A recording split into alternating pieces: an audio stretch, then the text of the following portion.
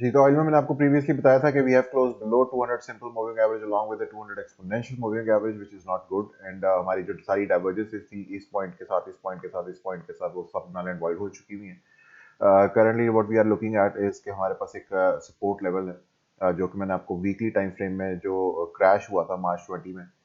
वहां से लेके अभी तक जो आपको एक फिबोनाची लेवल ड्रॉ किया था उसमें 0.236 पे along with the weekly time frame में, जिसमें हमारे पास moving averages 50 simple along with the 55 exponential along with 0.236 confluence of the Fibonacci level हम खड़े हुए हैं। This is you can see 1 2 3 4 5 6 candle in a row on the weekly time frame। एक छोटा बाउंस जरूर एक्सपेक्ट किया जा सकता है यहाँ से initially up to at least 21 exponential on the weekly. इसको अगर आप शॉर्टर टर्म टाइम फ्रेम में देखेंगे on the daily time frame, तो हमारे पास वही रेक्टेंगुलर बॉक्स आता है along with the 21 exponential on the daily along with declining 55 simple 55 exponential and 50 simple moving averages। So I think little bounce, लेकिन वो बाउंस मैं कल एक्सपेक्ट कर रहा था कि कल ही शायद आ जाता, लेकिन कल बाउंस नहीं आया which is showing the weakness of oil right now. और उसमें कुछ आपको पता है कि जो अभी रिसेंटली फंडामेंटल्स डिस्प्लेस हुए, एक तो यूएस की जो सप्लाई रिलीज है उसकी बात अलग है, उसके अलावा जो new variant of Covid that is also not helping, क्योंकि जो जो इन्वेस्टर्स और ट्रेडर्स हैं वो इसको इस नज़र से देख रहे हैं कि अगर किसी भी किस्म का लॉकडाउन दोबारा से आता है, तो आपको प्रीवियसली याद होगा कि लॉकडाउन में प्राइस ऑयल की प्राइसेस कितनी ज़्यादा नीचे आ गई थी, इट ऑलमोस्ट क्रैश्ड। और जो WTI था दैट वाज नेगेटिव, जीरो भी नहीं नेगेटिव था वो।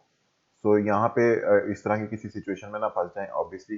ट्रेडर्स तो they are very cautious about it right now. और अगर यहाँ पे इस तरह की कोई सिचुएशन 0.236 अगर ब्रेक करता है तो that is going to be leading down further continuation to the down side. फिलहाल एक बाउंस है, लेकिन यहाँ पे जो बाउंस आना चाहिए था उसमें ज़्यादा लोग इंटरेस्टेड इसलिए नहीं है क्योंकि रिस्क बहुत ज़्यादा है,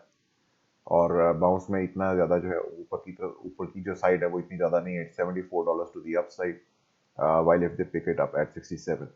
सो इतना ज़्यादा मार्जिन नहीं है, जबकि रिस्क जो है वो काफ़ी ज़्यादा बड़ा है, बट स्टिल